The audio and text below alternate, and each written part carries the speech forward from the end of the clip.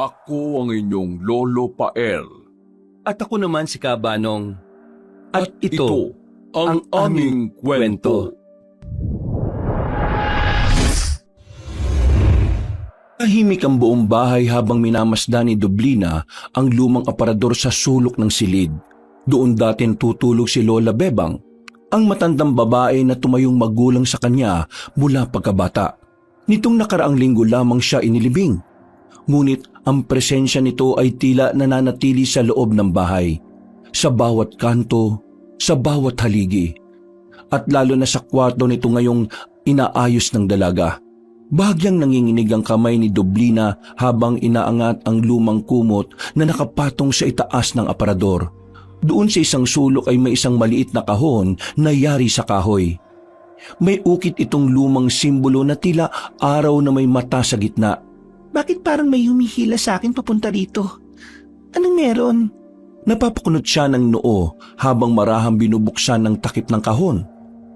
Sa loob ay nakita niya ang mga lumang liham na nakasilid sa sobre habang nakatiklop ng maayos. Ang ilan sa mga ito ay bahagyang kupas na ang tinta. Naagaw ng pansin niya ang nakasulat sa gitna ng sobre kaya pagkakuha ay binasa niya ito. Para kay Dublina, mula kay Dorina. Ha? Dorina? Pangalan niyo ng nanay ko ah. Sabi ni Lola Bebang, matagal nang patay ang nanay ko simula pagkapanganak ko pa lang. Anong ibig sabihin nito? Mabilis ang tibok ng puso niya habang binubuksan ng liham.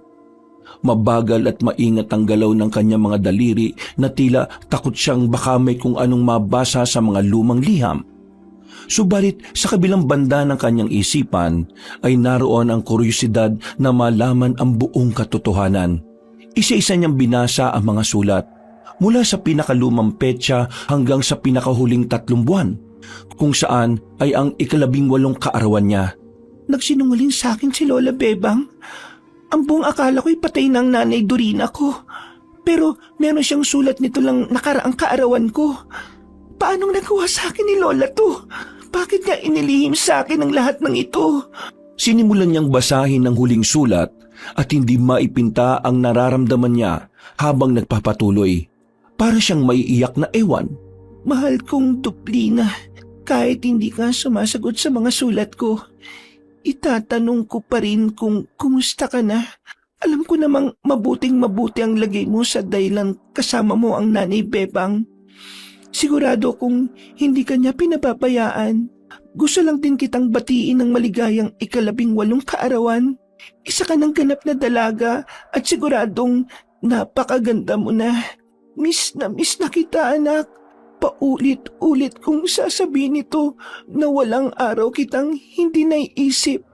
Lalo na ngayong nasa tamang edad ka na. Handang-handa ka na sa kung anong layunin mo sa buhay, anak. Naiintindihan ko naman kung hanggang ngayon ay galit ka. Kaya siguro ito na rin ang huling sulat na gagawin ko. Pero hindi ako nawawala ng pag-asa na isang araw ay makikita tayo. Lalo na ngayon. Pero hindi ako nawawala ng pag-asa na isang araw ay makikita tayo. Lalo na ngayon. Hindi ko napahabaan pa ang sulat. Mahal na mahal kita, anak.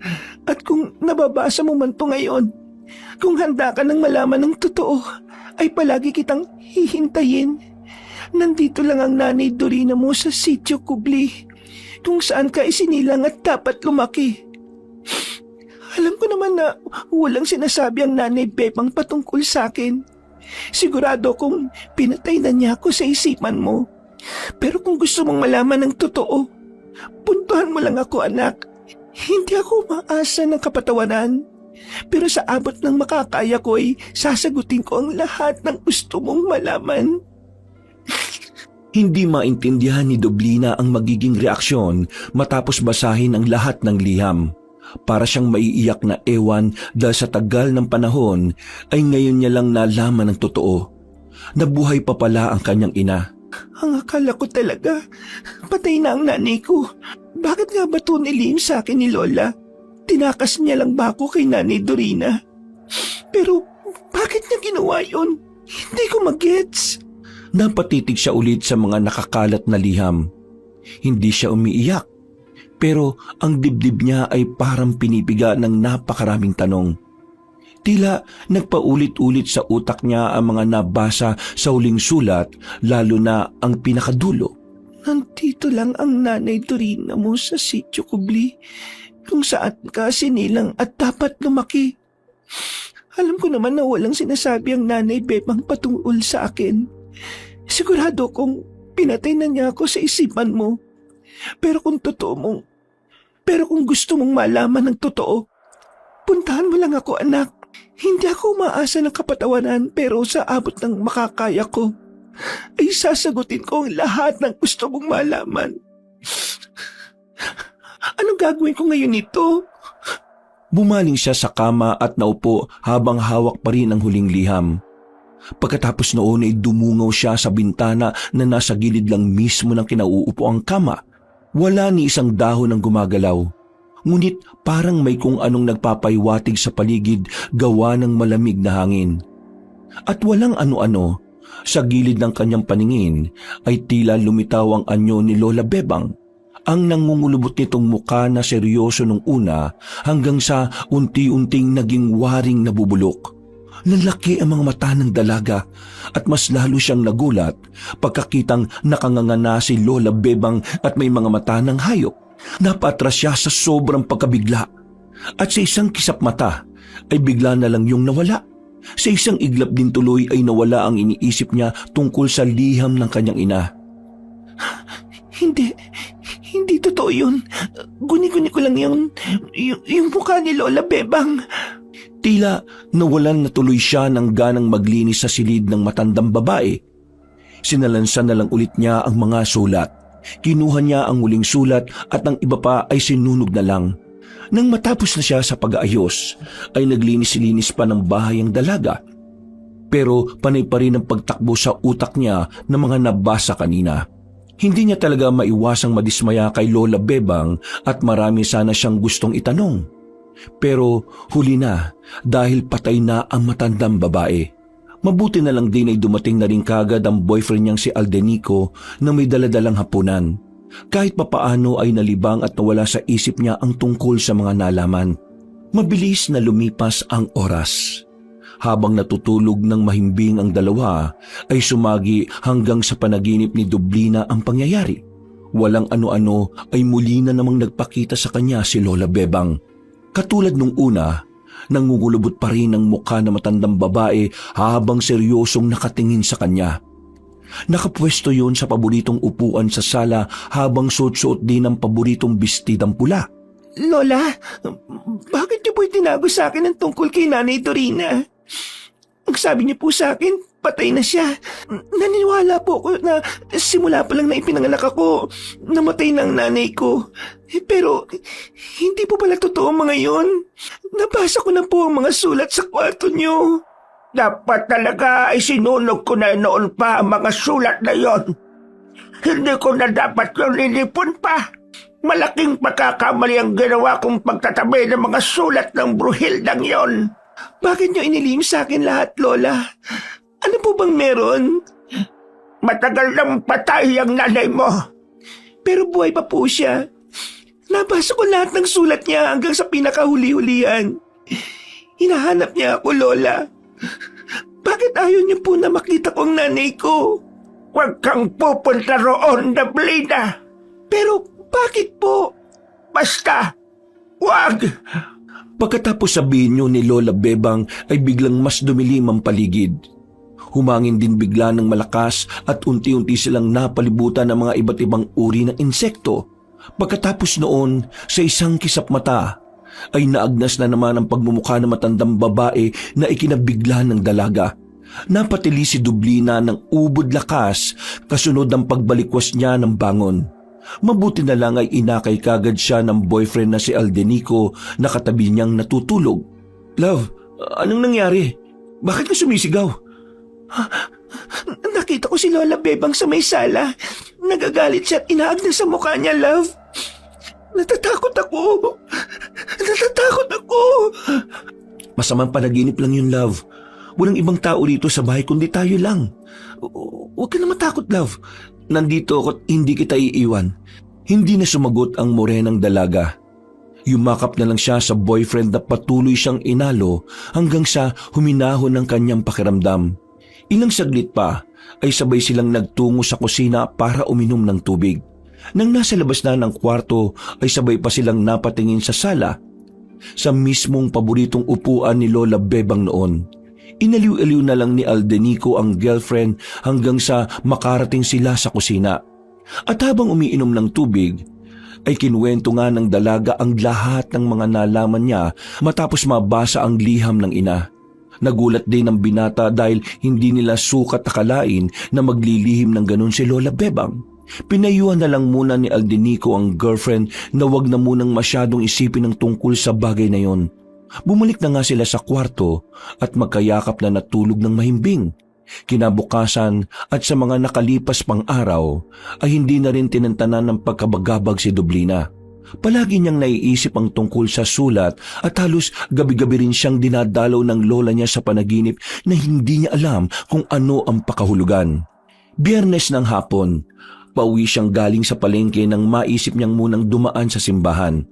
Nagdasal siya ng taimtim at nagsindi ng kandila para sa namayapa niyang Lola Bebang. Panginoon, kayo na po ang bahala sa lahat. Buo na po ang desisyon kong harapin ang nanay Dorina ko. Dasal ko lang po ngayon na matahimik na ang kaluluwa ni Lola Bebang at dalhin niyo po ang kaluluwa niya sa kapayapaan. Pag-uwi ng bahay ay eksaktong dumating na rin si Aldenico na muli siyang dinalaw galing sa universidad. Habang naghahaponan sila ay inopen niya ang tungkol sa desisyong magtungo sa lugar ng ina sa Mountain Province. Love, seryoso ka na bang gusto mong pumunta sa kinaroroonan ng nanay mo? Ito lang ang pagkakataon ko para makilala ang nanay ko.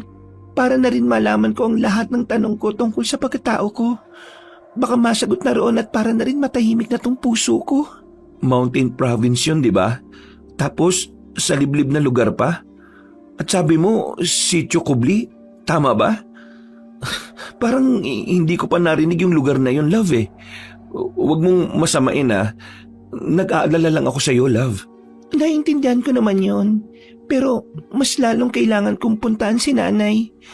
Alam kong may dahilan kung bakit tinago sa akin to ni Lola Bebang eh. At gusto kong malaman ang dahilan na yon. Oh, sige, hindi na kita kukontrahin pero may kondisyon ako. Kondisyon? Anong kondisyon naman yun, love? Ang kondisyon ko, sasama ako sa'yo. Kapag hindi ka pumayag, hindi rin ako papayag na umalis ka. Sige na nga, may magagawa pa ba ako? Pero salamat sa pagsama mo, love. Mas makakampante ako kapag kasama mo ako sa liblib na lugar na pupuntahan mo. 2 araw ang nakalipas, nagbiyahe na nga ang magkasintahan. Sa isang lumang jeepney patungo sa norte ay magkatabi silang nakaupo. Tahimik si Dublina habang hawak-hawak ang maliit na kahon at pinagmamasdan ang madamong kabundukan. Nakatingin lang si Aldenico na naramdaman ang bigat ng iniisip ng dalaga. Pagliko ng jeep sa isang makitid na kalsada, biglang napalingon si Dublina sa bintana. Sa hindi mawaring pangyayari, ay muli na naman niyang nakita ang mukha ni Lola Bebang. Ngunit hindi ang matandang babaeng kilala niya, kundi isang nilalang na mahaba ang leeg. May mga kuko sa mukha at nangingitim ang mga mata. Nanlaki ang mga mata ng dalaga sa takot kaya napasiksik siya ng bahagya sa boyfriend. Napansin siya ng binata kaya napakunot ang noon nito. Oh love, okay ka lang ba? Parang nakakita ka ng multo at saka namumutla ka eh oh. Ha? Oo, ayos lang ako. Siguro sa biyahe lang to, love. Kanina pa kasi tayo nakaupo eh. Pagod lang din siguro at pagka-excite. Oy sige, i-relax mo lang ang sarili mo, love. Nandito lang ako palagi sa tabi mo, hindi kita iiwan. Salamat, love. Pagkaakbay ni Aldenico sa girlfriend ay sabay silang napatingin sa labas. Nakampante ang dalaga nang mawala na si Lola Bebang sa kinaroroonan nito kanina. Pero sa kabilang banda ng kanyang isip ay nag-alala pa rin siya dahil sa matandang babae. Napabulong na lang tuloy siya sa sarili habang nakadantay ang ulo sa bisig ng kanyang boyfriend. Bakit ako parang minumulto ni Lola Bebang? May gusto ba siyang sabihin? Ayaw niya ba ako makita ang tunay kong ina kaya ganito siya sa akin ngayon? Makalipas ang ilang oras na biyahe mula Maynila, Tumigil ang sinasakyan nila sa tapat ng isang waiting shed na gawa sa kahoy at yero. Naagaw kagad ng pansin nila ang mga nakasulat doon gamit ang pulang pintura. Maligayang pagdating sa Sitio Kubli. Oh love, nandito na tayo. Oo nga, love. Medyo kinakabahan tuloy ako lalo eh. Sabi ko naman sa'yo na natural lang ang kabahan. Pero huwag mong isipin na nag-iisa ka dahil kasama mo nga ako. Salamat din talaga at sumama ka rito. Pagbaba nila ng sasakyan ay sabay na bumungad sa kanila ang manipis na ulap na bumalot sa paligid. Parang palaging may hamog sa lugar kahit 10 oras na ng hapon. Ang simoy ng hangin ay malamig, ngunit may kakaibang amoy na parang lumang damit na nabasa ng ulan. Tahimik din ang buong paligid. At ang kakatuwa pa ay wala ni isang sasakyan o tricycle silang nakikita. Wala rin palengke o sari-sari store.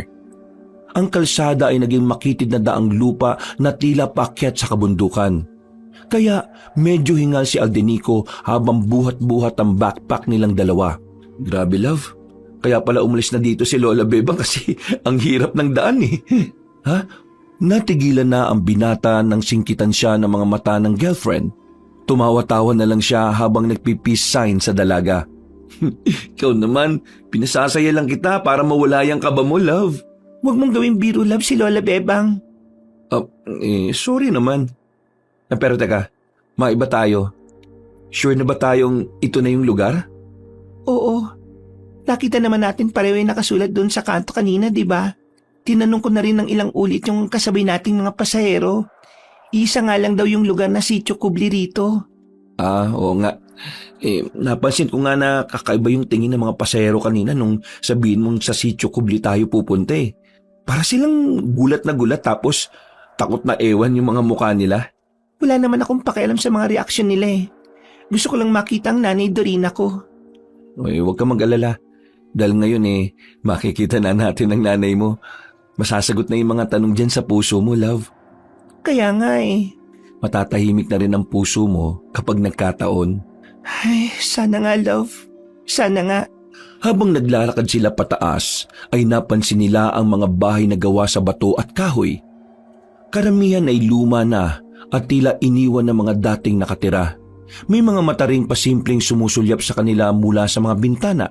Mga kababaihang tahimik, walang emosyon at hindi ngumingiti. Love, pansin ko lang ha, love. Parang puro mga babae ang nakikita ko nakasilip sa bintana at sa pinto ah. Wala bang lalaki rito? Paano ko naman masasagot ang tanong mo, love? Pareho lang tayo ngayon lang nakarating sa lugar na to.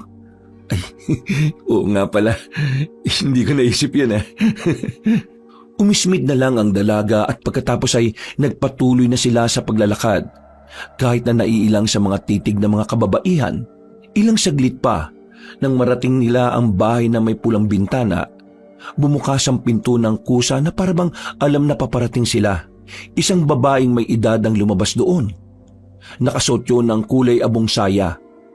Nangangalumata, payat at maputla ang balat. Ngumiti yun sa kanila ngunit hindi umabot sa mga mata ang ngiti. Napahinto si Dublina nang makita ang nasabing ginang. Pakiramdam niya ay parang sila lang ang tao sa paligid. Kahit na hindi niya kilala ang babaeng kaharap, ay may parte ng puso niya ang tila kumikilala rito. Magkagayunman ay hindi pa rin siya nakaimik. Para kasing may puwersang pumipigil sa kanya na hindi niya rin maintindihan kung ano. Nang mapansin ito ni Aldenico, ay ang binata na ang umaksyon para sa kanyang girlfriend. Mawalang galang na ho, Ale. Mga dayo ho kasi kami rito.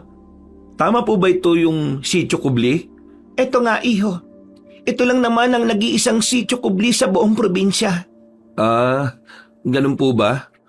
Kung nandito na po pala kami, itatanong ko na rin kung may kilala kayong Dorina Madilima. Ako yon, iho. Ako si Dorina Madilima. Nay? Natigilan silang tatlo pagkatapos sabihin niyo ni Dublina.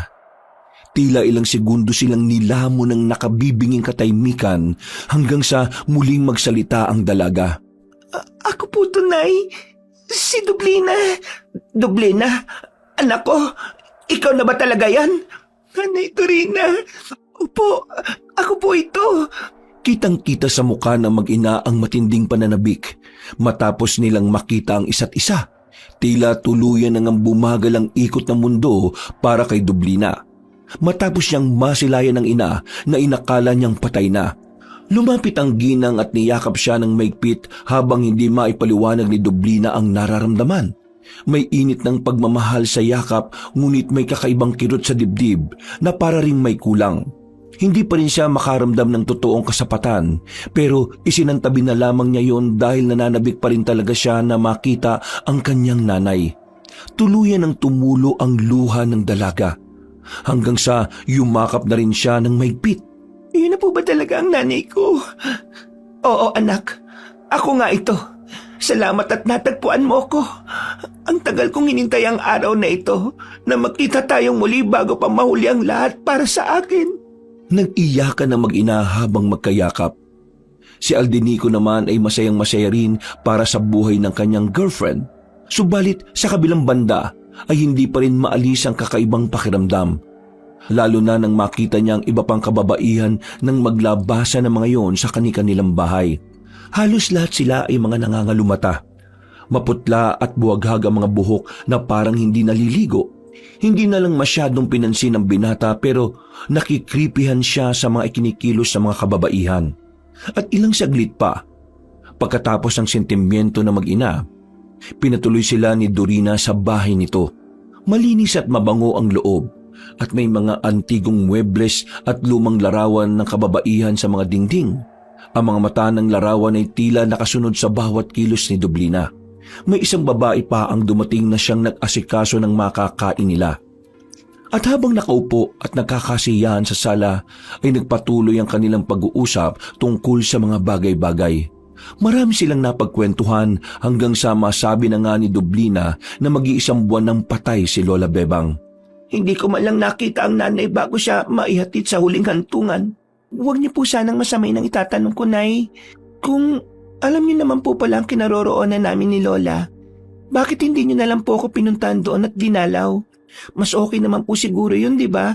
Kesa magpadala kayo na magpadala ng sulat na hindi ko naman po pala natatanggap. Napaisip lang ako bigla na paano pala kung sinunog ni Lola Bebang yung mga sulat. Hindi ko po kayo makikita habang buhay kung iisipin kong patay na po kayo. Pero hindi naman yun nangyari, anak. Inilayo ka naman sa akin ni Nanay Bebang noon. Hindi na mahalaga yun. Ang importante sa ngayon nandito ka na at nakita na rin tayo sa wakas. Love, tamang sinabi ni Nanay Dorina. Ang mahalaga sa ngayon nakita na rin kayo at mawawala na rin yung mga gumugulo dyan sa isip mo dahil masasagot na ang mga katanungan mo. Mga katanungan? Marami po kasing tanong si Dublina sa inyo. Siguro po mapag-uusapan nyo rin ang mga yon sa tamang oras. Mas okay po kung mag-enjoy muna tayo pare-pareho dahil sa magandang nangyari na to. Alam mo, Dublina, anak, napakaswerte mo dahil may kasintahan kang mapagmahal at suportado ka sa lahat ng bagay. Salamat nga pala sa pagsama mo sa anak ko, Aldenico. Ay, walang anuman po yun, Nay Dorina. Patuloy mo lang na mahalin at suportahan ang anak ko. Dublina, tama ang sinabi ng nobyo mo na sa ngayon ay magsaya na muna tayo. Pero bago yon, ay magpahinga na muna kayo dahil mukhang pagod na pagod kayo sa mahabang biyahe. Huwag ka mag-alala, anak, dahil lahat ng mga tanong mo ay handa kong sagutin. Sige po, Nay. Salamat po. Gusto ko lang pong sabihin na masayang-masaya ako na makita kayo. Ako rin naman, anak. Sobrang saya ko. Hindi mo lang alam kung gaano kami kasayang lahat dito sa Sitio Kubli dahil bumalik ka na rin sa wakas. Hindi na nagawang makapagtanong ni na Aldenico at Dublina patungkol sa sinabing yun ng ginang. Mula kasi sa kusina ay lumabas ang dalawang babae. Tahimik ang mga yon na nakasuot ng parehas na abong bestida. Pareho ring maputla at parehong may suot na itim na pulsera sa kaliwang kamay. Lumapit sila sa tabi ni Dorina ngunit hindi mga nagsalita. Sila si Aba at Kada. Mga kasambahay ko sila dito. Ikinagagalak ko kayong makilala, Aling Aba at Aling Kada. Ako rin po. Aba, pakihanda na mga magiging silid ng anak ko at ng nobyo niya. Kada, ibalita mo sa mga kapanalig ang pagdating ng aking anak. Magkakaroon tayo bukas ng kasiyahan dahil nagbalik na ang matagal na nating hinihintay. Pagyukod ng dalawang kasambahay ay umalis kagad ang mga yun. Tila nagtataka namang nakatingin ng magkasintahan dahil sa kakaibang ikinikilos ni na Aling Ada at Aling Kada. May problema ba, anak? Po? Nay? Nakakatinginan kasi kayo ni Aldenico. Wala naman po, Nay. Ay, pasensya na po, Nay Dorina. Nagulat lang po kasi kami. Tama po ba yung pagkakarinig namin sa sinabi niyong magkakaroon ng kasiyahan sa buong sityo? Oo. Tama nga ang narinig niyo. Magsasaya ang buong sityo dahil sa pagbabalik ng aking anak. Hindi po kaya tayo makaabala sa mga taga rito? Huwag kayong mag-alala. Dahil siguradong tuwang-tuwa ang lahat sa pagbabalik ng anak ko. Kaya pakiusap. Samahan niyo kami sa kasiyahan lalo ka na anak, Dublina. Sige po, Nay. Magpapahinga na lang po muna kami ni Aldenico para makapaganda rin bukas. Tama. Sigurado ko magugustuhan niyo ang kasiyahan. Pagkatapos ng pag-uusap na yon, maya-maya lang din ay bumaba na si Aba at sinabing okay na ang magiging silid nilang magkasintahan. Habang inaakyat nilang dalawa ang hagdan, ay may narinig si Dublina na kaluskos mula sa sahig sa itaas. Hindi niya pa ito pinansin nung una sa pag-aakalang tunog ng nilulumang kahoy lang yun. Pero pagtapak nila sa huling baitang ng hagdan, ay tila ba nagdilim ang paligid. At sa dulo ng pasilyo ay nakita niyang isang babaeng nakayuko sa sahig. Dahil sa madilim kaya hindi niya mamukaan kung sino yon. Paglingon niya sa kanan ay bigla na ring nawala si Aldenico. Nagulat din siya dahil nawala rin kahit ang hagdan sa likod. Anong nangyayari? Aldenico? Love? Nasaan ka? Natigilan na naman siya nang maaninag ang nasabing babae. Nang mag-focus siya sa mukha nun, ay gano'n na lang ang gulat niya nang makita ulit si Lola Bebang na parabang galit na galit. Napatras siya at tila muling bumalik sa ulirat nang makaramdam ng pagtapik sa bandang kanan. Paglingon niya ay nandoon na ang kanyang boyfriend na tila napapaismid pa. Na-stuck up ka na naman dyan, love. Bakit? Ha? Wala. Tara na sa kwarto. Sa bandang dulo raw yon, sabi ni Aling Aba at Nay Dorina. Okay, love. Mukhang hindi mo pa rin ma-absorb yung nangyayari Masayang masaya ako para sa iyo, love. Dahil sa wakas, nakita na kayo ng nanay mo. At magpapaparty pa siya bukas sa buong sityo. Kaya nga Baka naman mamaya pwedeng ako naman ang pasayahin mo, love. Pasaway ka talaga. Mabilis na lumipas ang oras at pinagbigyan nga ni Dublina ang hiling ng kanyang boyfriend. Pagkatapos nilang magsiping ay nakatulog ng mahimbing ang binata. Hindi naman kagad dinalaw ng antok ang dalaga dahil hindi pa rin siya makapaniwala na nagkita na silang mag-ina. Masaya siya pero sa kabilang parte ng puso at isip niya ay parang may kung ano pa rin kakulangan. Bakit ganito yung pakiramdam ko? Parang may something weird na hindi ko maintindihan. Masaya naman ako nung nakita kami ni nanay. Siguro dahil hindi pa rin niya nasasagot yung mga tanong sa dibdib ko.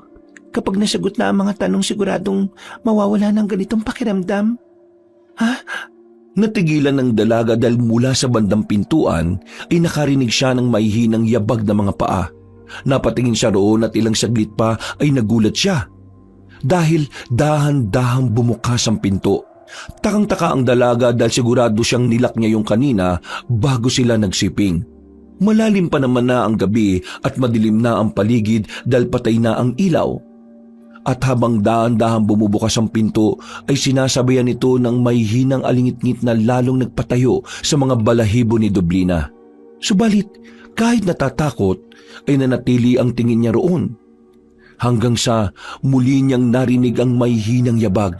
Ilang saglit pa nga ay nakita niyang pumasok si Lola Bebang. Ngunit mas kakaiba ang anyo na matandang babae ngayon. Inaagnas na may hiwa ang leeg. May itim na usok na lumalabas sa bunganga at umiiyak ang mga mata ng dugo. Lola Bebang, sinabihan na kita. Bakit po kayo nagagalit, Lola? Hindi po ba kayo masaya na nakita na kami ng nanay ko? Ang tigas ng ulo mo.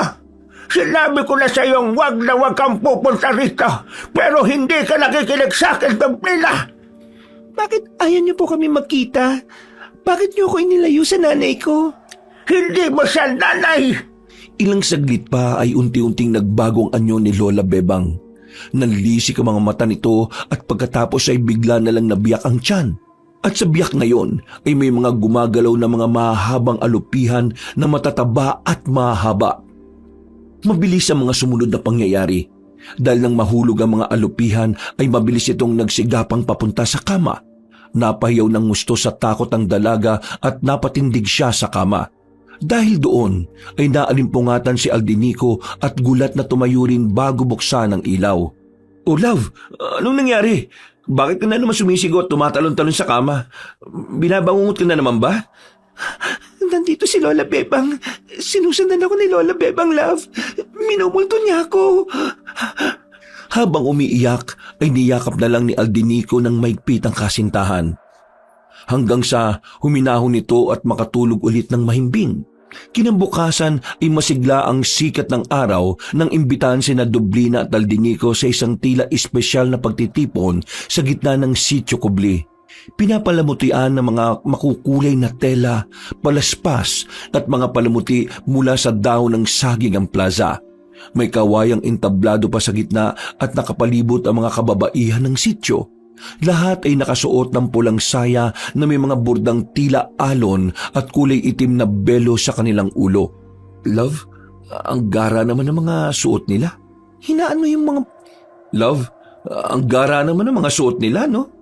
Uy, love, hinaan mo nga yung boses mo. Nakakaya kung marinig ka nila. Totoo naman yung sinabi ko, di ba? Alam ko naman yun.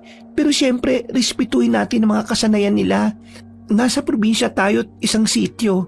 Doon sa pag-aaral namin sa humanities, ay may kanya-kanya raw talagang practices sa mga tao, lalo na sa mga probinsya.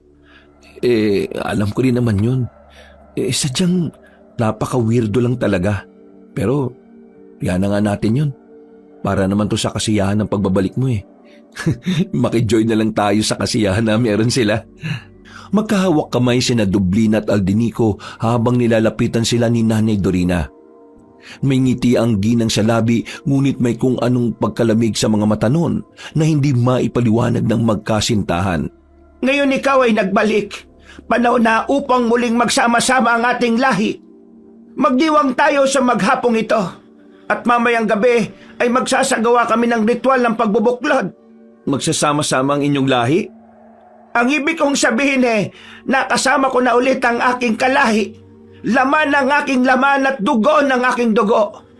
Lahat kasi ng mga kababaihan rito, ang turing namin sa isa't isa ay magkakapatid o magkakamag-anak. Kaya ko nasabing ating kalahi. Ganun po pala. Ang sweet naman talaga ng nanay mo, love. Napakaswerte mo. Nawala man si Lola Bebang pero nandito naman na yung nanay mo na sigurado kung handa kang suportahan sa lahat ng bagay. Tama ka, iho. Maswerte din sa iyo ang anak ko dahil hindi mo siya pinababayaan. Nakasuporta ako sa pagmamahalan niyong dalawa at nawa kayo na talaga magkatuluyan hanggang sa wakas. Dahil nararamdaman ko na hindi ka katulad ng ibang lalaki, Aldinico. Maraming salamat din po, Nay Dorina. Matanong ko lang po pala, kahapon pa namin napansin ni Dublina ang tungkol dito eh. Bakit po pala walang mga kalalakihan dito sa sityo? Kitang-kita na biglang nag-iba ang hilatsa ng mukha ng ginang. Tila ba dumilim yun at tumalim ang kanyang mga tingin kaya bahagyang nailang ang binata. Napansin din ito ni Dublina kaya napaikpit ang pagkahawak niya sa kamay ng boyfriend. Pasensya na sa tanong ko kung medyo insensitive okay lang po kahit huwag yun na pong sagutin, Nay Dorina. Hindi, ayos lang. Sasabihin ko rin naman ang tungkol dyan. Ang totoo niyan dati ay marami rin talagang kalalakihan sa lugar na ito pero may nangyaring hindi inaasahan. Sa tamang panahon ay malalaman nyo rin ang tungkol doon. Pero sa ngayon, magsaya na muna tayo at pumunta na sa plaza dahil nakahanda na ang mga pagkain para sa ating salo-salo. Pagdating nilang tatlo sa plaza ay sinalubong sila ng mga tao. Hindi alam ni Dublina kung matutuwa ba siya o maiilang, pero ramdam niya ang mainit na pagtanggap ng mga taga roon. Tuwang-tuwa rin si Aldinico dahil ngayon lang sila nakaranas ng ganoong klase ng pagtanggap mula sa mga tao. Napuno ng tawanan, kwentuhan at masasayang gawain sa buong plaza habang nakakainan ng masasarap na nakahain. Nang magkaroon ng oras ang mag-ina na makapag-usap, ay tinanong na nga ni Dublina ang ina patungkol sa maraming bagay. Nasagot man, pero tila hindi na kontento ang dalaga sa ilang sagot, lalo na sa dahilan kung bakit siya inilayo ni Lola Bebang. Ilang saglit pa, nang umalis si Nanay Dorina, ay siya namang paglapit ni Aldinico sa dalaga. Napansin ng lalaki na tila tahimik ang kanyang girlfriend at malalim ang iniisip. "Oh love, bakit ang tahimik mo na naman? Hindi ka ba masaya sa party na to?" Masaya ako, love. Napapaisip lang ako sa sagot ni nanay sa tanong ko kanina. "O bakit? Ano bang tanong mo?" Kung bakit ako nilayo rito ni Lola Bebang. "O anong sabi niya?" Nagkaroon lang sila ng hindi pagkakaunawaan. "O yun naman pala eh. Di nasagot na yung tanong ng puso mo." Hindi ko alam, love. Pero parang basta, hindi ko rin maintindihan. Parang hindi ako satisfied sa sagot ni nanay. Sigurado kung may mabigat na dahilan si Lola. Kung ano man ang mabigat na dahilan ni Lola Bebang, malalaman at malalaman mo rin yan sa tamang panahon. Sa ngayon, love magsaya na muna tayo. Tara, makisayo tayo sa kanila. Hinatak na nga ng binata ang girlfriend at nakisaya sila sa mga nagsasayawan sa gitna ng plaza. Kahit papaano ay naibsa ng mga naiisip ni Dublina dahil sa mainit na pagtanggap ng mga taga-sityo. Mabilis na naman ang paglipas ng oras. Nagtuloy-tuloy ang kasiyahan at pagsapit ng gabi habang pinapaligiran sina Aldico at Dublina ng mga nakukumpulang kababaihan ay sinimulan ang kakaibang selebrasyon. Sa simula ay tila isang simpleng pista o kasiyahan lamang ang nagaganap. May pagkain, sayawan at tawa ng mga kababaihan. Ngunit habang lumalalim ang gabi, ay tila nag-iiba ang ihip ng hangin. Isa-isang lumalabas sa mga kababaihan mula sa bawat bahay. Suot pa rin ang pulang saya at may hawak na itim na kandila. Bukod doon ay may mga nakamaskara na. Nakatinginan sina Aldico at Dublina dahil sa pagtataka. Pero mas lalo silang nagulat nang makita si Aling Aba at Aling Kada na may mga daladalang buhay na manok na kanilang inakyat sa entablado. Nakilala nila yon dahil walang suot ng maskara, hindi katulad ng ibang mga kababaihan na nakapalibot habang may hawak na mga kandilang itim. Kasunod din na Aba at Kada si Nanay Dorina na may hawak naman na isang maliit pero matulis na patalim.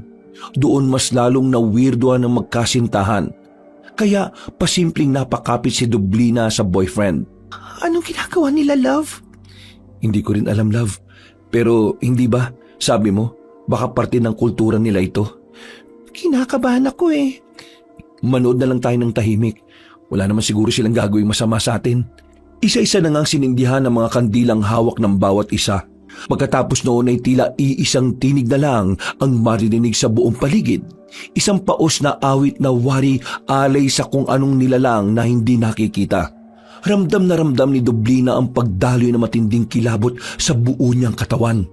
Kaya mas lalong napaigpit ang paghawak niya sa braso ng boyfriend.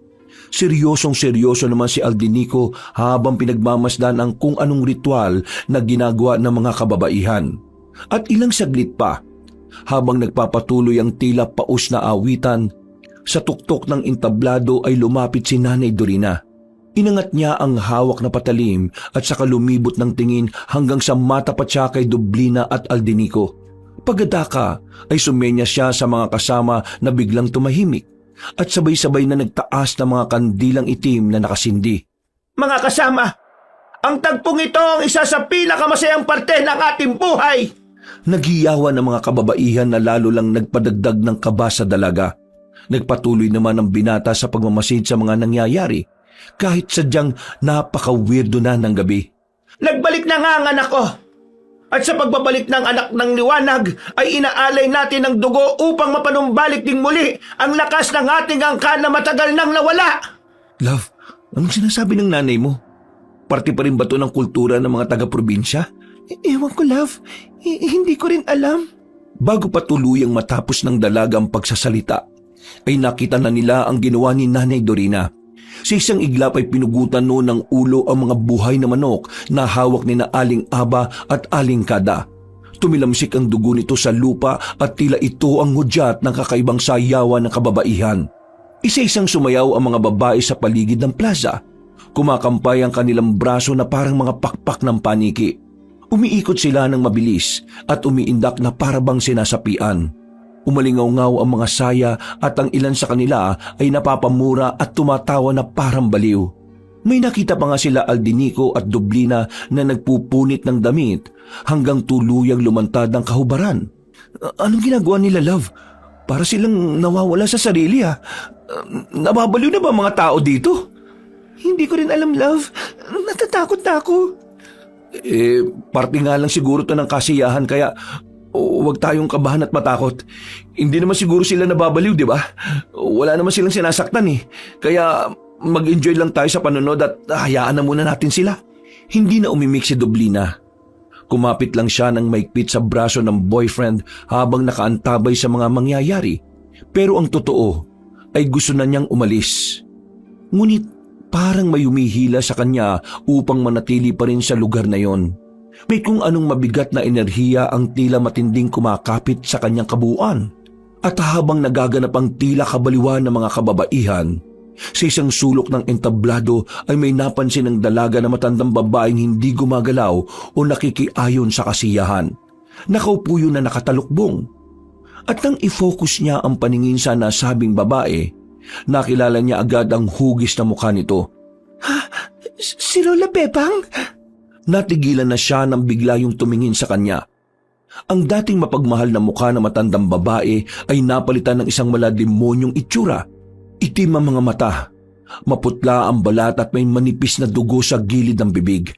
Binala na kita at hindi ka nakinig. Sinabihan na kita huwag pupunta sa lugar na ito pero sinunod mo pa rin ang gusto mo. Pareho kayo ng nanay mo. Pareho kayong matitigas ang kalooban. Napapitlag si Dublina at napatras siya sa takot. Ngunit paglingon niya muli sa inuupuan ni Lola Bebang ay wala na ito. Iniisip niya na naman baka guni-guni lang ang lahat. Pero ramdam niya ang panginginig sa kanyang tuhod. Love, ayos ka lang ba? Ha? Tinatanong ko kung ayos ka lang ba. Tapos na sila sa pagkabaliw ni Leo. Tingnan mo. Paglingon ng dalaga sa entablado ay pababa na ang Nanay Dorina niya kasunod sina Aling Aba at Aling Kada.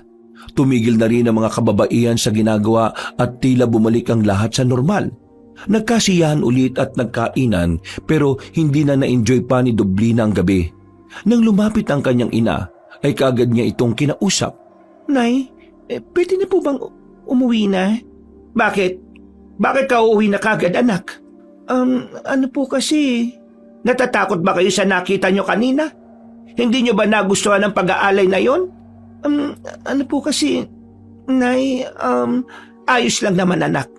Alam kong nagulat kayo pareho ni Aldinico sa mga nakita nyo. Kahit naman siguro ay matatakot at magtataka na pagkakamalang kaming mga baliw sa aming ginagawa. Sadyang ito lang talaga ang kasanayan dito sa Sitio Kubli. Kapag nagtagal ka pa rito makakasanayan mo rin ang lahat. Opo, siguro nga po. O siya, sige. Umuwi na kayo sa bahay at dito lang kami. Kailangan naming magpaiwan ni na Aba at Kada para sa mga tao. Ako nang bahala magsabi sa mga taga-sitio na umuwi na kayo ng nobyo mo. Maraming salamat, Nay. Pasensya na rin po talaga. Ay nako, huwag kang humingi ng pasensya, anak. Sige na't umuwi na kayo sa atin at matulog ng mahimbing. Maraming salamat po, Nay. Uuwi na po kami Habang paalis, ay ramdam na magkasinta ng mga matang nakatingin sa kanila. Para bang hinahabol sila ng mga malilisik na tingin ng kababaihan pero hindi na nila masyadong pinagtuunan ito ng pansin. Nang makauwi na, ay kaagad nagkandado ng silid ang dalawa at nahiga sa kama. Yumakap ng maigpit si Dublina sa boyfriend hanggang sa makatulog siya ng mahimbing. Pasado 3:00 na madaling araw, pagmulat ng mga mata ni Dublina, ay wala na sa tabi niya ang boyfriend kaya napabalikwas siya ng bangon. Love, nasan ka? Shh! Huwag kang maingay, love. Ha? Bakit, love? Anong meron? Teka, nasan ka? Dito sa gilid ng bintana. Halika rito, love. May papakita ko sa'yo. Dahan-dahang lumapit ang pagapangang dalaga at nang magkatabi na sila ni Aldenico ay sabay din silang tumayo at dumungaw sa bintana. Sabay silang tumingin sa labas pero wala naman silang nakitang kahit na ano kundi panay kadiliman lang. Dahil doon ay nagtatakang napapakunot ng noo si Dublina na napaismid pa nga. Meron ka bang ipapakita sa akin, love? Oo, meron nga. Tingnan mo ako. Paglingon ng dalaga sa kanyang boyfriend ay ganoon na lang ang pagkagimbal niya dahil duguan na ang mukha ng binata at butas-butas yun. Hindi siya nakasigaw kaagad. Sa halip ay dali-dali siyang umatras hanggang sa matalisod ang patalikod sa kama. Napaupo siya dito habang nakatingin pa rin sa nobyong duguan na naglalakad palapit sa kanya. Ganito ang mangyayari sa akin kapag nagtagal pa tayo dito, love. Mula sa butas-butas na mukha ay unti-unting naglabasan ng mga insektong malalaki. At nang mahulog yun sa sahig, ay mabilis na gumapang sa kinaroroonan ng dalaga. Dahil doon ay tumungtong ang babae sa kama hanggang sa ma-corner siya sa isang sulok. Meron siyang nabangga na malamig na bagay at nang lingunin niya ito, ay mas lalo lang siyang nagimbal.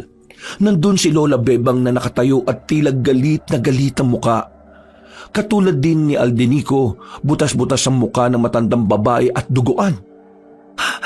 Lola, bilalaan na kita at hindi ka nakinig, Dublina. Ganyan ang sasabitin niyo kapag hindi ka pa umalis sa lugar na ito. Pagkatapos marinig ang mga salitang yon, ay naramdaman na lang niya ang paggapang ng mga malalaking insekto sa kanyang katawan. At kahit anong pagpag, ay hindi naaalis sa mga ito. Nagsisigaw siya sa takot hanggang sa mapabalikwas siya ng bangon. Pagpaling sa kaliwa, ay nakita niyang mukha ni Aldenico na punong-puno na naman ng pag-aalala. "Oh, love, binabangungot ka na naman." Umiiyak na yumakap ang dalaga kaya inalo-alo na lang siya ng boyfriend. Kinabukasan at sa mga sumunod pang mga araw ay tila unti-unti nang bumubukas ang pinto ng katotohanan. Habang nag-iikot si Aldenico upang tumulong sa pag-igib ng tubig, ay napansin niyang maraming kababaihan ang hindi lumalabas sa umaga. Kapag tinatanong niya kung bakit minsan lang lumabas ang mga babae ay wala naman siyang nakuha na matinong sagot.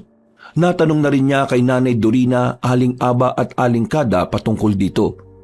Pero ang sinasabi lang ng mga yon ay maselan sa sinag ng araw ang karamihan sa mga kababaihan. Ito raw ang dahilan kung bakit karamihan sa kanila ay mapuputla ang mga balat. Pero dahil sa isang lalaking may malikot na kaisipan, ay tila hindi siya na-satisfy sa sagot ng mga kababaihan. Minsan sinundan ng binata ang isang babae na nagngangalang Egay dahil napansin niyang palagi itong nakatago. Nakita niya itong pumasok sa isang silid sa ilalim ng kubo.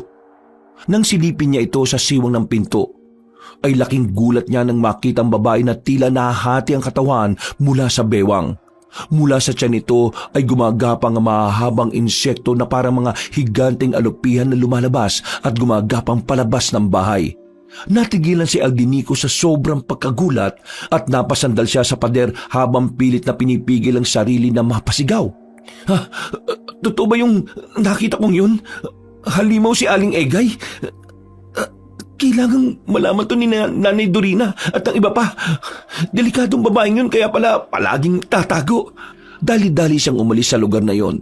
Subalit sa kasamaang palad ay nakita siya ni Aling Egay na dali-daling umaksyon. Dinambahan siya ng ginang na nag-iba na ang anyo ng muka bilang isang nilalang na tinatawag na bruhildang aswang. Isa itong uri ng aswang na kusang nabibiyak ang katawan at naglalabas ng malaalupihang nilalang mula sa tiyan. Ang mga eksekto ay pumapasok sa bahay ng mga tao upang manira ng laman loob. Ang bruhang ito ay biyasa sa panggagayuma at pagmamanipula ng tao. "Parang awa mo na! Huwag mo akong patayin! Hindi ako magsasalita tungkol sa nakita ko!" Dapat lang. Pero paano ako makakasiguro, ha? Kailangan siguro na kainin ko muna kahit isa sa mga daliri mo sa kamay o paa para gawin mo yung mga sinasabi mo, binata. "Wag! Please! Parang awa mo na! Hindi talaga ako magsasalita! Pangako! Lahat ng sasabihin mo ay gagawin ko! Basta wag mo lang ako sasaktan o! Basta wag mo lang ako sasaktan o! Kahit sino man dito sa amin sa baryo!" Talaga? Gagawin mo ang lahat ng sasabihin ka? "Oo! Maniwala ka sa akin! Basta wag mo lang ako sasaktan o papatayin! Kung ganon, makipagsiping ka sa akin. Ha? Kung hindi mo yung gagawin ay papatayin lang kita. At kapag patay ka na, sisipingan pa rin kita dahil matagal ng panahon nang walang lalaking napapatpat sa lugar na ito. Alam mo bang maraming kababaihan sa sityo ang sabik na sabik sa'yo? Hindi lang kami makagalaw dahil nasa pangangalaga ka ni Inang Dorina. Pero ngayon, naalaman mo na ang sikreto ko. Wala nang dahilan pa para pigilan ko ang sarili ko sa pagnanasa ko sa'yo. Sumipi ka sa akin kung ayaw mong mamatay. Parang awa mo na. Huwag mong gawin to sa akin. Kapag pumayag ka sa gusto ko, walang mangyayaring masama sa'yo. Susunod ka lang at ako na ang bahala. Sa tuwing gustuhin ko makipagsiping, ay kailangan mong pumayag hanggang sa mapunlaan mo na ako. Sa pagkakataong yon, ay mahigitan ko na ang mayabang na Dorina na yon. Kaya umayong ka lang. Nagkakaintindihan ba tayo? O kailangan pang may mamatay sa inyo bago ka sumunod sa mga gusto ko? Dahil sa takot ay wala na ngang nagawa si Aldinico kundi ipaubaya ang sarili niya sa bruhildang aswang. Ayaw niya man itong mangyari sa kanila, ay wala siyang mapagpipilian kundi ang sumunod para hindi mamatay. Eksaktong pagkagat ng dilim ay umuwi siya ng bahay na punong-puno ng putik ang katawan. Nang makita siya ni Dublina ay labis na nag-alala ang dalaga. Anong nangyari sa iyo, love? Ha? Ayos lang ako, love. Nadulas lang ako doon at dumauso sa bandang poso. Huwag mo na akong alalahanin. Sabi ko naman sa iyo, bukas ka na ulit mag-igib eh. O sige na, magbanlaw ka na muna. Kukuha ko ng mga damit mo sa kwarto. Pagtango ng binata ay naglakad na kagad siya papuntang kusina. Nang makita niya si Nanay Dorina, Aling Aba at Aling Kada, ay napahinto siya bigla. Para kasing sumisinghot-singhot ang mga yon sa hangin na hindi niya maunawaan. At eksaktong pagdating ni Dublina dala ang damit ng boyfriend, kaya napansin niya rin ang kakaibang ikinikilos ng tatlo. Bakit, Nay? Wala naman, anak. Nagtataka lang ako at maputik ang nobyo mo. Saan ka nang galing, Aldinico? Sa balon po, Nay. Dumaus-us ako dahil basa yung daan. Kaya ito po, naputikan ako. Ganun ba? Wala bang ibang nakakita sa'yo o gumawa ng hindi maganda? Po? Wala po, Nay. Sigurado ka ba? Nagsasabi ka ba ng totoo? Opo. Oy, sige na. Magbanlaw ka na para makakain na tayong lahat ng hapunan. Naiiling na yumukod ang binata at dali-daling kinuha ang malinis na damit kay Dublina. Pumasok siya kagad sa banyo at nagbanlaw ng katawan. Makalipas ang ilang minuto, paglabas niya ng banyo ay nakita niyang nakahanda ang hapagkainan. Pero nakapagtatakang wala sina Aling Aba at Aling Kada. Maghapunan na tayo. Hindi na po ba natin hihintayin sila Aling Aba at Aling Kada? Meron silang inaasikasong importante ngayon. Sige na, kumain na tayo para makapagpahinga na rin kayong dalawa. At dapat kayong matulog na maaga ngayong gabi. Bakit naman po, Nay? Wala naman. Sige na at magsikain na tayo. Naghapunan na nga sila at ang matapos na ay tumulong na sa paghuhugas ng pinggan si Dublina. Si Aldinico naman ay tahimik lang habang nakatingin sa bintana. Iniisip niya kasi ang nangyari sa kanila ni Aling Ege kanina at hindi niya matanggap na pinagsamantalaan siya ng isang bruhildang aswang. Napakuyom siya ng kamao at gusto niyang maiyak pero ayaw niyang ipakita sa mga kasama ang nararamdamang bigat. Maya-maya pa, nang nasa kwarto na sila ni Dublina, ay niyakap niya ng maigpit ang girlfriend na walang kamalayan sa mga nangyari. Hanggang sa pareho na nga silang dinalo ng antok at nakatulog ng mahimbing. At katulad ng mga tipikal na gabi, ay muli na namang dumalaw si Lola Bebang sa panaginip ni Dublina. Kahit tila nasasanay na ang dalaga, ay natatakot pa rin siya. Lalo na ngayong kakaiba ang dating ng panaginip niyang yon. Hindi na ito mga babala, kundi ipinakita sa kanya ni Lola Bebang ang mga tagpo sa nakaraan. Nakikita niya ang sanggol na bersyon ng sarili niya. Karga ni Lola Bebang habang nagtatago sa kakahuyan. Sa malayo ay naghahabulan ang mga kababaihan. Hubad at duguan ng tiyan. Tila sumisigaw at sumasamba sa buwan. At sa di kalayuan ay nakarinig siya ng nakakakilabot na boses. Tinig na parang galing sa ilalim ng lupa. Kaya habang nakamatsyag sa pangyayari ay napapayakap ng maigpit ang dalaga sa sarili. Ano tong nangyayari? Ano tong ipinapakita sa akin ni Lola Bebang? Bakit niya bitbit ang sanggol na ako? At sinong tinatakasan nila? Apo, hindi ka nila dapat makuha. Hindi ka magiging katulad nila. Hindi ka magiging kampo ng kasamaan. Hindi ako papayag. Anong ibig sabihin nito? Lola, Bago pa matapos ng dalagang pagsasalita, ay nakarinig ulit sila ng mga nakakakilabot na pag-ungol ng kung anong nilalang. Paglingon niya sa pinanggalingan ng ingay, ay nakita niya roon si Aling Egay at ang 3 pang babae na hindi na niya maaninag ang mga muka. Laking gulat niya nang mabiyak ang tiyan ni Aling Egay at mula roon ay lumabas ang malalaki at matatabang insekto. Mabilis na gumapang ang mga ito sa lupa at sinundan ang pinagtataguan ni na Lola Bebang at ang sanggol na si Dublina. Napasigaw ang dalaga dahil doon, kaya napatingin sa kanya ang mga bruhildang aswang. Lola Bebang, takbo! May mga malalaking insekto papunta riyan! Eksaktong pagkatapos isigaw yun ng dalaga, ay nagulat na lang siya dahil nasa likuran na niya si Aling Egay na nasa anyo ng aswang. Dinamba siya nito dahilan para mapabalikwas siya ng bangon. Pagdilat ng mga mata, ay parabang hinihila ang kaluluwa niya palabas sa katawan niya. Naramdaman niya ang tibok ng puso niya, hanggang sa tuktok ng ulo. Pagtingin niya sa tabi, ay tulog na tulog si Aldenico na halatang pagod na pagod. Napatingin din siya sa madilim na bahagi ng silid dahil nakarinig siya ng bulong mula roon. Tinig ni Lola Bebang na nagbibigay na naman ng matinding babala. Umalis na kayo! Umalis na kayo! Umalis na kayo pa! Naantala na lang siya at nawala rin ng mga yon nang kumislot si Aldenico at bigla siyang niyakap na maigpit. Napa-sign of the cross na lang ang dalaga at pilit na bumalik sa pagtulog. Pero nagimbal sila at parehong nagising matapos makarinig ng nakakakilabot na ungol mula sa hindi kalayuan. Anong ingay yun? Gawa ba yun ng mabangis na hayop? Hindi, love. Anong ibig mo sabihin? Bakit parang may alam ka, ha? Meron ka bang hindi sinasabi sa akin? Matulog na tayo, love. Ligtas tayo rito sa bahay at walang mangyayaring masama sa atin. Hindi tayo sigurado dyan, love.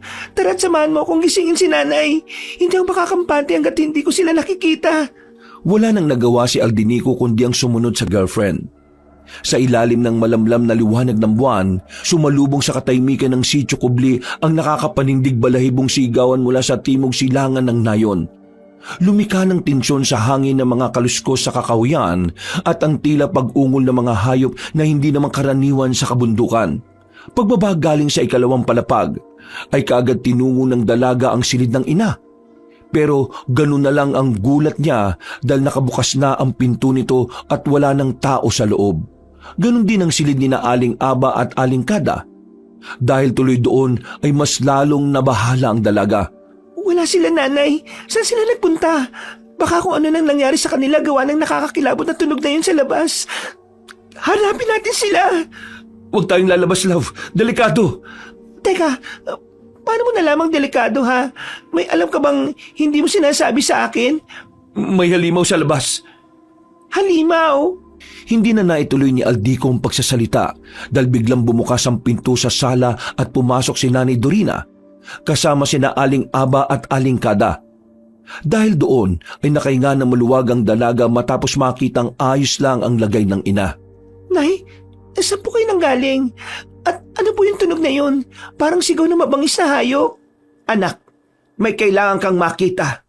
Nahuli na namin si Egay at alam namin ang ginawa niya sa iyo, Aldenico. Hindi nakaimik ang binata dahil doon. Hindi na rin nakapagtanong pa si Dublina dahil pinasunod na silang lahat sa labas. Ilang saglit pa, pagdating sa plaza ay nakita nilang lahat si Aling Egay na napapalibutan ng mga sulo sa gitna. Nakagapo siya, duguan at tila wala ng malay. Sa paligid niya ay nagsasayawan ng mga kababaihan ng Sitio Kubli na ipinagtaka ni na Dublina at Aldenico. Anong nangyayari dito, Nay? Bakit nakagapo si Aling Egay? Dahil taksil siya. Taksil? Ano pong ibig niyong sabihin? Saka teka lang po, ano yung sinasabi niyo kanina na ginawa niya rito kay Aldenico, Nay? Bakit hindi mo nalang tanungin ang nobyo mo, anak? Siya lang ang makakasagot ng tanong na yan. Love, ano itong sinasabi ni nanay, ha? Naguguluhan ako. Ano ba nangyayari na hindi ko alam? Ano yung sinasabi mong halimaw? Si Aling Egay, love. Halimaw si Aling Egay? Oo, love. Nang mapatingin si Aldinico sa paligid at kay Nanay Dorina, ay meron siyang biglang napagtanto. Matapos siyang ma-realize sa mga bagay, ay nanlaki ang mga mata niya habang napapatingin sa ina ng kanyang girlfriend. Diyos ko po, hindi lang si Aling Egay ang halimaw. Anong ibig mo sabihin, love? Lahat sila rito, sa Sitio Kubli. Ngumiti sa kanya nang makahulugan si Nanay Dorina at pagkatapos noon ay unti-unti na nilang inihayag ang kanilang tunay na anyo. Ang kanilang mga mata ay naging mapula. Ang mga kuko ay tumalas na parang mga sandata. Sa bawat ikot ng kanyang sayaw ay tila may lumalabas na usok mula sa lupa. Mabaho ito at parang amoy ng nabubulok na laman at asupre. Nagulat ng nguso si Dublina nang makita ang ina niyang si Dorina na lumapit kay Egay. Hindi pa nagpapalit ng anyo ang ginang pero kitang-kita sa aura niya ang pagiging isang mabagsik na nilalang. May hawak siyang kutsilyo at nagsimulang magsalita ng mga salitang hindi maintindihan. Sa pakiwari nila ay parang sinaunang wika ng mga nilalang ng dilim. Pagkatapos noon ay nag-anyo ng bruhildang aswang si Aling Egay na galit ang pagmumuka. Alam kong hindi mo ako patatawarin, kaya ginawa ko na ang gusto ko. Masaya akong mamamatay dahil nasuway ko ang isa sa mga bagay na pinagbabawal mo. Nakatikim din ako ng lalaki at magkatulad na tayo. Hindi tayo magkapareho! Walang kabog-abog na sinaksak ng ginang sa leeg si Aling Egay.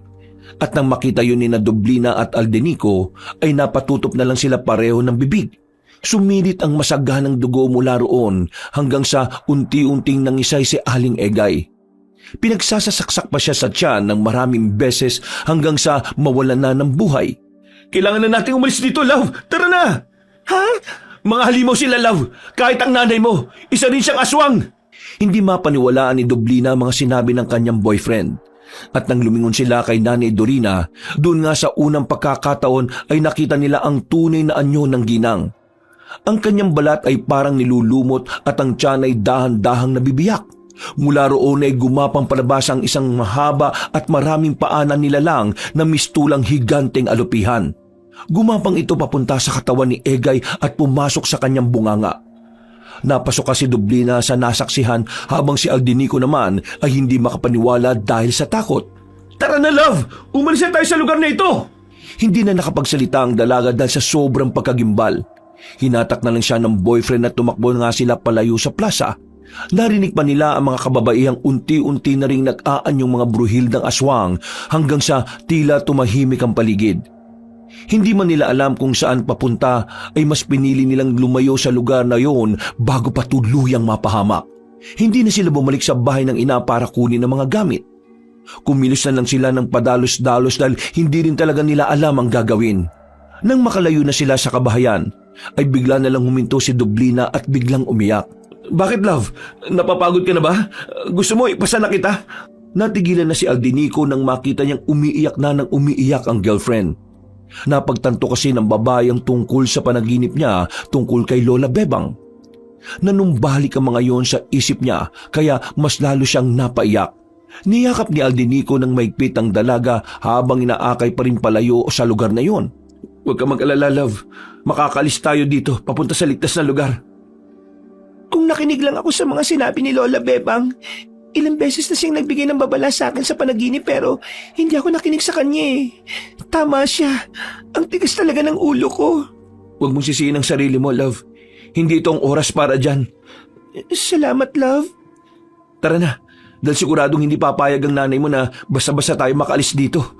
Nagpatuloy nga sila sa pagtahak ng madilim na daan hanggang sa marinig na nga nilang nakakakilabot na huni ng mga bruhildang aswang. Naabutan na nila tayo. Bilisan mo, love. Kumapit ka lang sa akin. Diyos ko po, ayaw ko matulad kay Aling Egay. Hindi pa man sila nakakalampas sa karatula ng Sitio Kubli, ay biglang sumulpot ang 6 na bruhildang aswang sa kanilang harapan.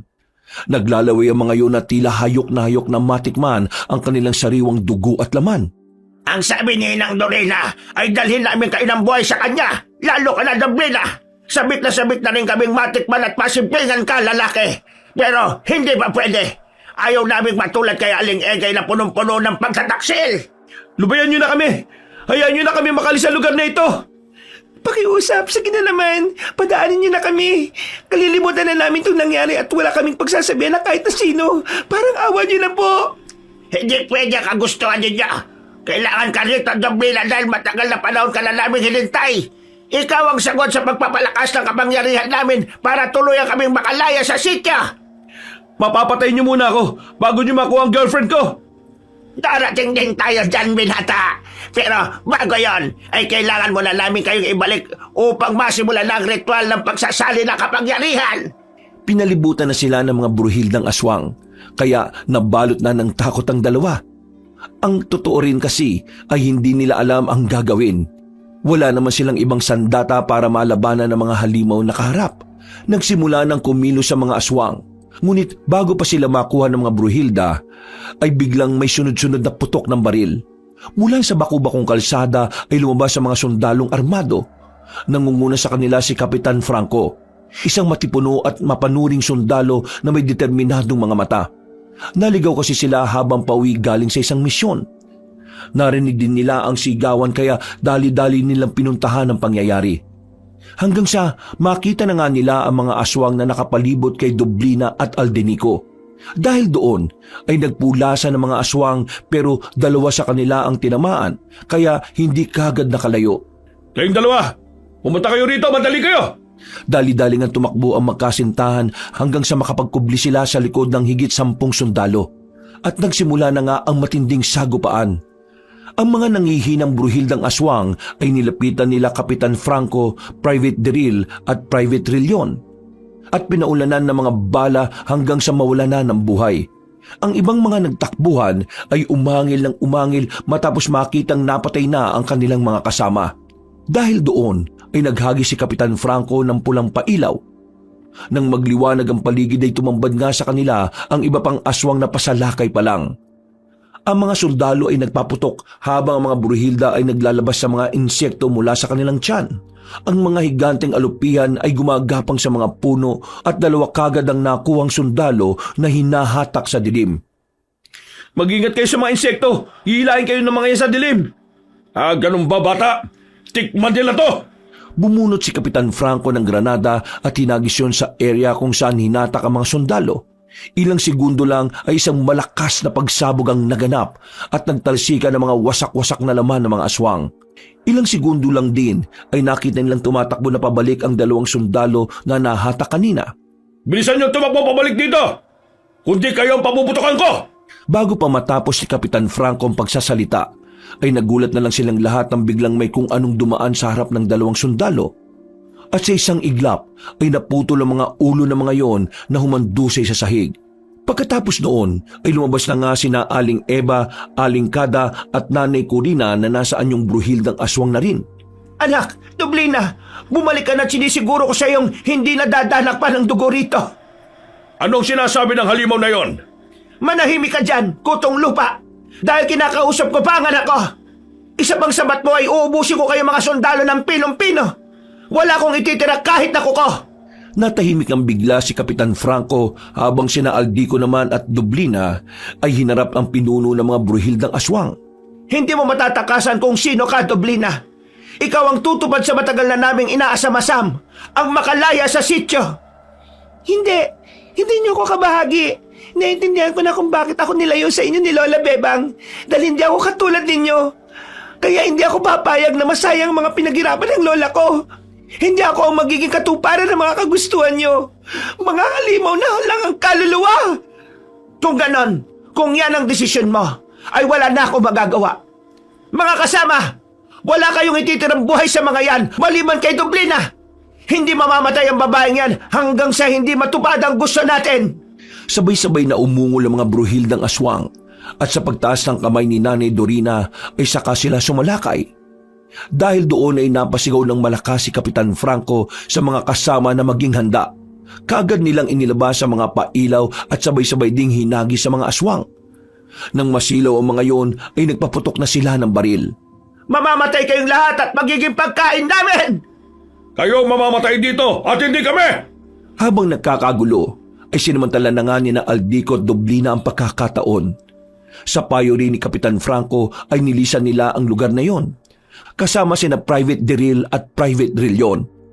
Subalit natunugan ni Nanay Dorina ang tagpong yon kaya bigla rin siyang nawala sa dilim. Nalaman naman ni Kapitan Franco ang galaw ng pinunong aswang kaya sumibat din siya at ipinaubaya sa mga kasama ang pakikipaglaban. Ilang saglit pa ay nagtagpo na nga sina Dublina at Nanay Dorina. Nagtagpo rin ang kanilang mga tingin.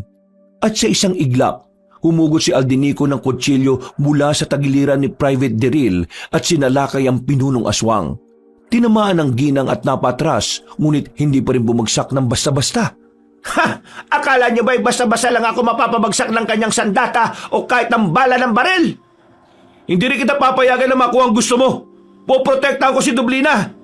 Kung ganon, kailangan mo nang mamatay! Sasalakay na ng buong puwersa si Nanay Dorina nang biglang umarang sina Private Diril at Private Drilon. Pero bumuka ang tiyan ng ginang at mula roon ay sumulpot ang dambuhalang alupihan. Sumugod yun sa dalawang sundalo kaya nali sila ng landas at nang makita ng pinunong aswang na wala ng ibang tutulong kay Aldinico at Dublina ay napahalakhak siya. Anong gagawin mo ngayon, Aldinico? Paano mo ililigtas ang anak ko sa kamay ko mismo? Bakit hindi mo nalang siya ibigay mismo sa akin? Total, anak ko naman siya at isa pa. Hindi ka nakarapat-dapat sa kanya. Nakipagsiping ka na sa taksil na si Egay. Nay, tama na, pakiusap.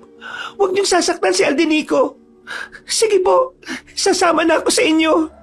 Ha! Mabuti kung ganon. Hindi ako papayag. Hindi mo makukuha si Dublina. Muling sumalakay ang binata pero madali lang siyang naiwasan ng bruhildang aswang. Ngumiti yun at nang sasalakay na sa kanya ay eksakto naman na dumating si Kapitan Franco at mabilis na umatake. Ilang beses na inundayan ng saksak ng Ginoo sa likuran ng halimaw. Nakapaglabas pa yun ng higanting alupihan na umatake sa hita ni Kapitan Franco. Pero nahiwa niya rin ng mga kutsilyo. Nang matumba sa sahig ang Ginoo, ay dinambahan siya ng aswang. Pero si Aldinico naman ang sumalakay at pinagsasasaksak niya din sa likod ang aswang na umaangil ng umaangil. Nang mahawakan ng binata ay binalibag siya sa malayo. Mabuti na lang at sa puno siya tumama at di gaanong nasaktan. Pero nabalian siya matapos mahulog mismo doon. Sinamantala ni Kapitan Franco ang pagkakataon. Walang kaalam-alam ang pinunong aswang na bumunot na ng granada ang lalaki. Pagbuka ng biyak sa tiyan ay hinagis doon ng matapang na sundalo ang granada na kaagad ding sumabog. Hiwa-hiwalay na nagtalsika ng katawan ni Nanay Dorina at lumagpak pa ang mismong kalahati ng katawan sa harap ni Dublina. Dahil doon ay napaupo ang dalaga sa sobrang pagkagimbal. Ikaw ang magpapalaya sa amin sa pagkakakulong sa sityo.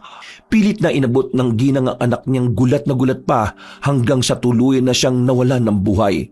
Kasunod din noon ay isa-isang naglusaw ang mga alupihan na umatake sa mga sundalo. Kitang-kita rin nila kung paanong unti-unting matuyot ang iba pang bruhildang aswang na kalaban.